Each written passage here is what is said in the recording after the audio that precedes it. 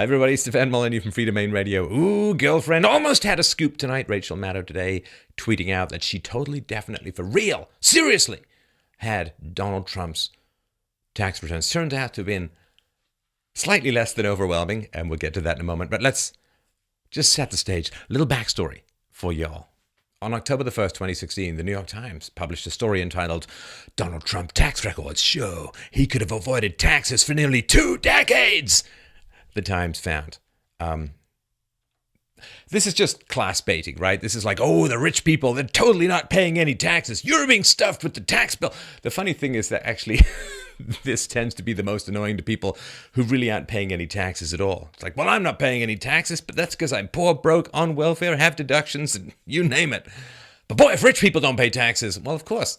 I mean, if you're receiving money from the government, you want rich people to pay taxes because they're your prey, right? That they're the ones who have to pay taxes and feel bad for being rich because otherwise you won't get money from the government. You understand? It's a parasite-host relationship. So yeah, ooh, he may have avoided paying certain taxes for nearly 2 decades. Yes, because he lost, well, over $900 million in 1 year. And when you make money through investments when you make money, you get tax on it. When you lose money, you don't get tax on it and you get to defer taxes. Sure, that's how it works because we need people to invest and create jobs and infrastructure and buildings, things like that. You know, the stuff that you live in and, you know, all of that. You need people to do that. So you can't just tax them when they succeed and then also not give them any breaks when they lose money, right? So the New York Times said Donald J. Trump declared a $916 million loss on his 1995 income tax returns. A tax deduction so substantial, it could have allowed him to legally avoid paying any federal income taxes for up to 18 years, records obtained by the New York Times show. And again, this is just kind of an intelligence test. Oh yeah, he's not paying any taxes for 18 years. It's terrible. I mean, I'm sorry, it's just, I don't know. You ever feel like there's just muggle zombies all around you? Brains! And they eat the brains, but they never seem to digest and grow any of their own. So, New York Times went on to say, the 1995 tax records, never before disclosed, because it's not really legal, reveal the extraordinary tax benefits that Mr. Trump, the Republican presidential nominee, derived from the financial wreckage he left behind in the early 1990s through mismanagement of 3 London Atlantic City casinos, his ill-fated foray into the airline business, and his ill-timed purchase of the Plaza Hotel in Manhattan. See, the New York Times, such genius businessmen that they had to be bailed out by Carlos Slim, and they basically had to become his pro-Hispanic immigration blog because they were just so heavily and badly run that they basically had to sell out to foreign interests. New York Times really upset that foreign interests may have influenced the American election. And their biggest shareholder is Carlos Slim, a guy from Mexico. I don't know. It's just, it's too ridiculous for words. So yeah, I mean, this is just designed to, like the language, just designed to just sort of class bait and, you know, well, he's just not going to pay taxes. Why? Because he was a bad businessman. Right? Okay, got it. So they go on to say, tax experts hired by the Times to analyze Mr. Trump's 1995 records said the tax rules, especially advantageous to wealthy filers, would have allowed Mr. Trump to use his $916 million loss to cancel out an equivalent amount of taxable income over an 18-year period. Yes, it's true, quite true, that people who have a lot of money can lose a lot of money. But this just ridiculous class. The rich are getting away with not paying taxes while you have to pay taxes. So let's go increase the taxes on the rich because we really, really love turning into Venezuela. You're good at hunting seagulls in the town square. Do you want to take to the sewers and hunt rats for food? Because that's what overtaxing the rich can help produce in your society too, where you walk around and you don't see people. You see slowly rotating chicken wings in human form. Anyway, so the media used this information to slander Trump as a tax cheat. I mean, what does it show? Well, he experienced a significant net operating loss in 1995, which in full compliance with the US tax code could be carried forward as a future deduction. See, the left is so insane these days. I mean, the left has been taken over by the extreme left, which has been taken over by the really, really extreme left, which has just been taken over by the howling at the moon, batshit crazy, think they're Napoleon and Jesus all rolled up into nothing. And now you see, they really, really get angry when immigration law is enforced. And apparently they really, really get angry when people obey the tax laws. I don't quite understand. Maybe it's, maybe they're just still reeling from the fact that they had the media on their side, they had the academia on their side, they had Hollywood on their side, they had the newspapers, the magazines on their side. They cheated all their way through the election in many ways, stiffing Sanders and getting debate questions passed ahead of time. And with all of this, they still lost because they suck. They suck. They suck. They suck like a vacuum, which is actually quite apt. And until they stop sucking, they're going to continue to lose. And so, obviously, they're not going to continue. They're not going to stop sucking. They're just going to double down on their suckiness because, the people in charge don't want to get real jobs. Anyway, 2014, the New York Times received a tax refund. See, it's really bad when Donald Trump doesn't pay his taxes. In 2014, the New York Times received a tax refund of $3.6 million. Now, despite the fact that they earned a $29.9 million pre-tax profit. So effectively, they had a negative tax rate for that fiscal year. They explained this favorable tax situation in their annual report. They said, the effective tax rate for 2014 was favorably affected by approximately $21.1 million for the reversal of reserves for uncertain tax positions due to the lapse of the applicable statutes of limitations. I just love it when the New York Times publishes finance porn. I don't know what any of that means. But I'm sure that's, something that poor people can take advantage of as well. And when you include the phrase, when you include the idea that it's really, really great that certain things have passed the statute of limitations and call yourself a business genius, I don't know. I don't know. All the good people are on the internet these days, right? And, this leaking of tax information, seems to be a bit of a problem. In 2008, noted Obama administration critic Joe the Plumber Wurzelbacher had his confidential tax information illegally leaked by an Ohio state official. He was then forced to resign. But don't worry, everyone. After illegally leaking tax returns, he then got another government job. So he's okay. He's okay. Don't panic that any kind of consequences occurred. So March 14th at 8:36 p.m., MSNBC's Rachel Maddow tweeted, "Breaking! We've got Trump tax returns tonight, 9 p.m. Eastern Standard, MSNBC. Seriously." What we've got is from 2005, the president's 1040 form. Details to come tonight, 9 p.m. MSNBC. That's, 2005, that's the first year Trump and Melania were married. Now, the White House got right on it and figured out very quickly, some might think a little too quickly, they said, they put out a statement.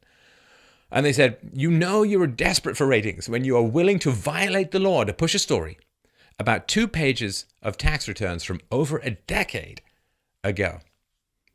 Before being elected president, Mr. Trump was one of the most successful businessmen in the world with a responsibility to his company, his family, and his employees to pay no more tax than legally required. That being said, Mr. Trump paid $38 million, even after taking into account large-scale depreciation for construction on an income of more than $150 million, as well as paying tens of millions of dollars in other taxes such as sales and excise taxes and employment taxes.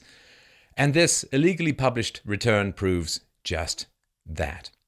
Despite this substantial income figure and tax paid, it is totally illegal to steal and publish tax returns. The dishonest media can continue to make this part of their agenda, while the president will focus on his, which includes tax reform that will benefit all Americans. See, the New York Times keeps pointing out, well, you see, Trump's really terrible at business. He's an idiot. He's really lost a lot of money and stakes and It's like, okay, well, that's a lot of money to make in a year. $150 million. That's a lot. I mean, that would be a lot even in monopoly money Canadian. In real money, it's even more.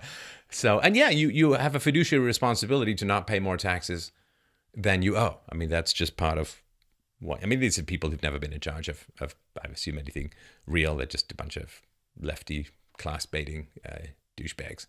So yeah, paid a lot of taxes. So Daily Beast contributor David K. Johnston reportedly obtained Trump's 2005 1040 federal form in his mailbox. Just showed up.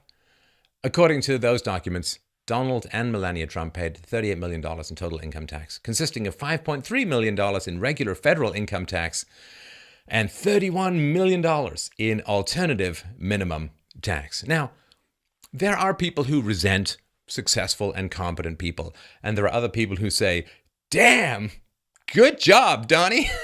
Damn, that is a lot of money to make. You must have been providing a lot of value in the free market. Boy, you must have been creating a lot of jobs. You must have been satisfying people's wants and needs. To make that much money, you got to make a lot of happiness in the world. And other people are just like, he took it from me somehow. In some magical universe, he has that much money because I have less money. And then they pick up their arts degrees. So, Rachel Maddow said, we may have seen he paid what he should have in taxes during the year of 2005. But there may very well be a year of taxes he doesn't want us to see, possibly this year. Sure, absolutely. So, after all of this complaining about how Donald Trump just doesn't pay any taxes, just doesn't pay taxes, you see. Donald Trump's 2005 tax rate was 25%. This is not all the taxes he paid, just some of them. 2005 tax rate, 25%. Rachel Maddow's parent company, MSNBC, what was their, right, Comcast, what was their tax rate? Ooh, 24%. Glass houses, stones, sure that's just a Billy Joel album. Barack Obama's 2014 tax rate, 19.6%. Wow. That's 5.4% less than what Donald Trump paid back in 2005. Mitt Romney's 2011 tax rate, 14.1%. And feel the Bernie Sanders 2014 tax rate, 13.5%. Just slightly above half the tax rate paid by Donald Trump. I don't know. What can you tell you? Right, so there's a stamp on the tax returns that Maddow displayed, and it's marked client copy. Client copy. Client copy. So that means that it could have come from Donald Trump. I don't know. It could have. Client copy, right? So that's the one you keep when your accountant puts in your tax. That's the one you keep. So client copy. Wouldn't it be funny if he trolled the media that way? And I mean, how do you win? How do you win? I mean, if you pay more tax, like if you pay a lot of taxes, it's because you made a lot of money, so people are going to hate you on the left, right? If you use your legal deductions, then you're somehow a tax cheat. If you pay more than you're supposed to, then you're an idiot, because who does that, right? I mean, so it's just one of these. The leftists love this stuff where nobody wins. And what are they angry about? Are they angry that he was obeying the law? I mean, the sanctuary cities for immigration, I don't know. How about leftists set up some sanctuary cities for taxation? So people who don't want to pay taxes any more than illegals want to be deported can go live there tax-free. And, people are always saying, oh, Donald Trump, he's changed his mind. He's going to release. He's not going to he's going to release. No. He's going to release them when the audit is done. And, I mean, I wouldn't release my tax rate. I mean, I wouldn't release if I was Donald. I wouldn't release them. Why? It's just people are going to look at the numbers and they're going to go over everything. And it's like, why give them the news cycle? Why? It's not necessary for any of your duties as a president. It's just class baiting. And heaven forbid there's someone who knows someone who knows someone who once said the word Prussia in a presentation. Maybe it was a silent P. Maybe he means Russia. So what's really going on here? Look, massive amounts of Americans do not do the labor thing, really, at all. Communism merely, those who do not work shall not eat. Now the supposed capitalist paradise is, don't worry about it so much. We'll back up bucketfuls of government money, tax money from the rich, largely, to your doorstep so you don't have to soil your hands. There's huge numbers of people who are on the receiving end of tax money, and they need to continue to break the will of the rich. Why? Because the rich are going to wake up one day, and well, we'll get to that in a second. So, but you understand, like there's a whole bunch of people who don't work who are on the receiving end of taxes generated largely by the rich. And even if it's not the rich directly, it's the fact the rich are creating jobs. So they're all dependent on the rich. And so they need to keep the rich jumpy, nervous, scared, guilty, bad, so they can continue to prey on them, right? You understand, right? I mean, the mosquito has got to numb you before drinking up your blood to make its babies. Hey, maybe that's apt. Anyway, so what is the reality? Well, according to a projection from the nonpartisan Tax Policy Center, the top 1% of Americans paid 42.7% of the individual income taxes in 2016. Top 1% of Americans paid 42.7% of the individual income taxes in 2016, as 43.6% in 2015, 45.7% in 2014, 43% in 2013, and 40% in 2012. So, yeah, rich are paying a crap ton of taxes. And so, yeah, of course, if you're dependent upon rich people feeling guilty and bad and socially conscious and just shoveling all their money over, of course you're going to want to continually attack the rich, the wealthy. It's not because you have any problem with the rich and the wealthy. You need the rich and the wealthy to pay the taxes that keep you making babies like mosquitoes. I don't know, right? But you need the rich. So the idea that you hate the rich is nonsense. You don't hate the rich. You don't hate the rich. You need the rich. Now, you hate them because you need them, and it's all this complicated dependency, psychological crap.